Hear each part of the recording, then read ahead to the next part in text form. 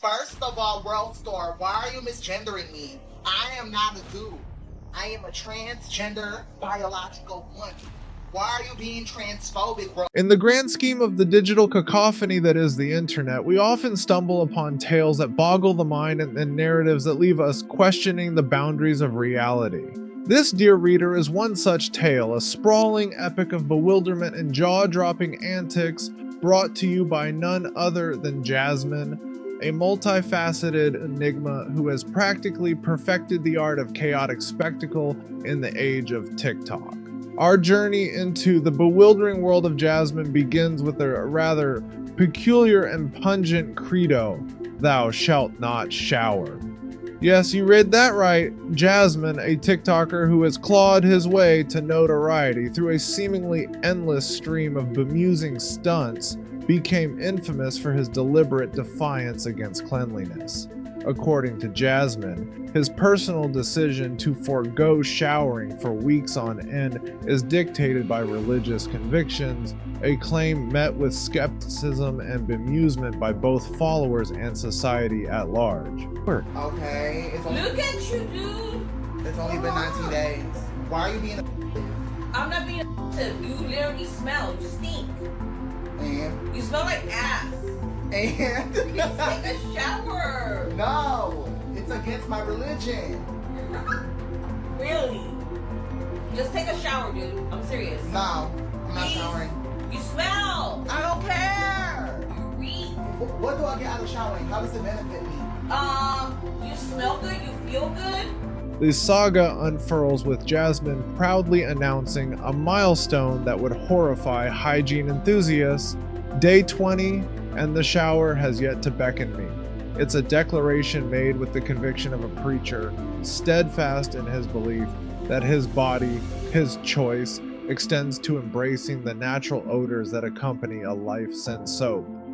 But which divine doctrine preaches against the cleansing embrace of water and soap, you might ask? Is it Christianity, Islam, Hinduism, or indeed Jasminism?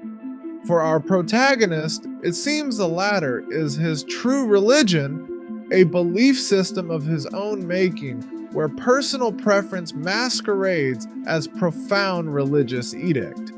Thus, Jazmine arguably stands not as a martyr for faith, but as a self-proclaimed sovereign in the cult of cringe.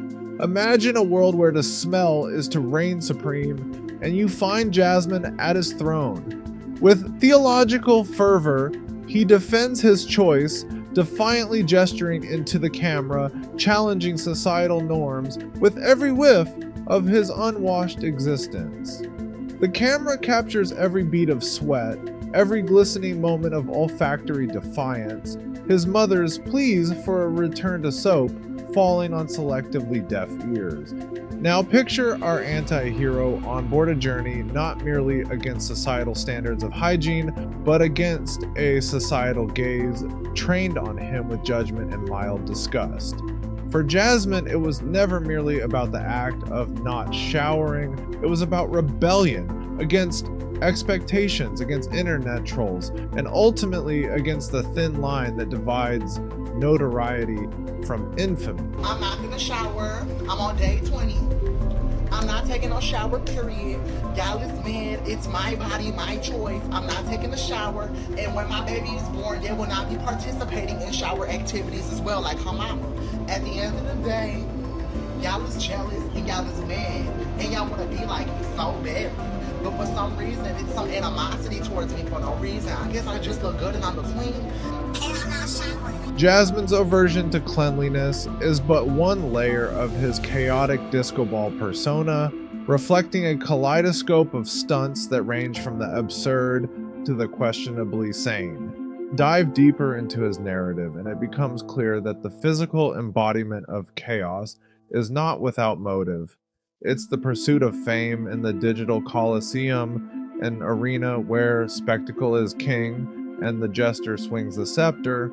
In a world where likes and shares translate to cultural currency, Jazmine struck a rich vein. His antics, whether genuinely philosophical or merely carried out in a haze of internet-fueled daredevilry, catered to the algorithmic whims of TikTok, here was a man willing to gamble his dignity for the dopamine hit of digital validation, a daring gambit that cemented his place in the annals of internet infamy. Claiming to be pregnant with a mythical bee's baby, or embarking on odysseys across state lines in defense of pop icons, Jazmine made headlines not just with his questionable hygiene, but also with his towering flights of absurdity.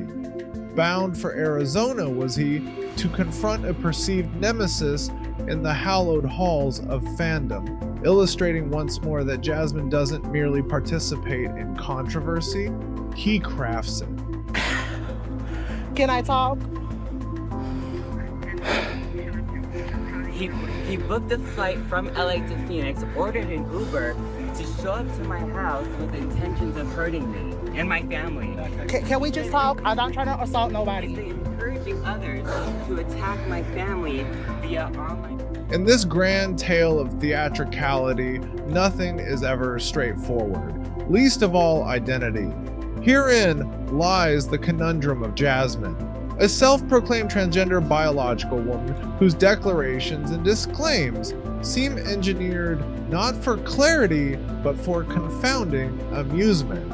Like a performance artist navigating the precarious stage of public opinion, Jazmine's relationship with gender is seemingly another chapter in his compendium of provocation. Yet this is not an examination of identity as much as it is an exploitation. An exaggerated performance piece in the vast opera of outrage. In Jazmine's world, the lines blur beyond the pale of overwhelming perplexity. As with every narrative thread in his story, his gender manipulations serve as further rage bait, securing his status as a digital deity of controversy. But perhaps the most facepalm-inducing excursion of Jazmine's bamboozling escapades is one that defies even the bounds of his typical randomness, fabricating the death of his mother. In a display of carry-on luggage-grade emotional fraud, Jazmine weaves a tale of tragic demise, presentationally displaying what he claims are her earthly remains. This is her.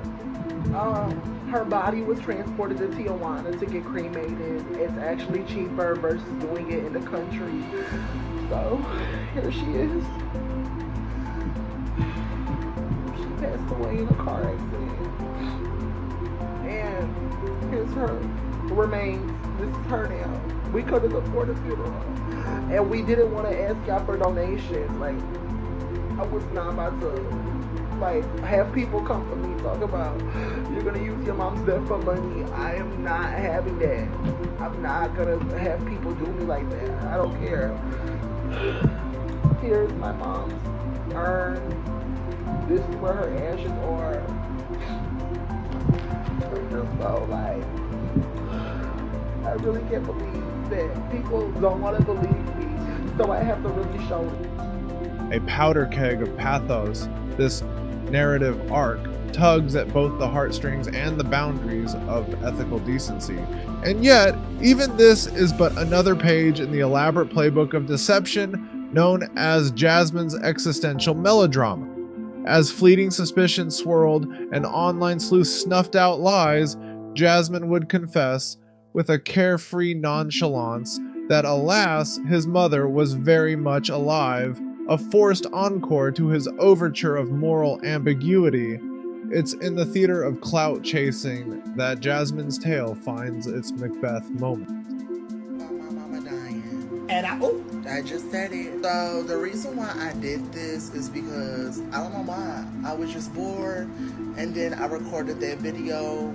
Then I was like, let me just say that. I did not expect that video to blow up.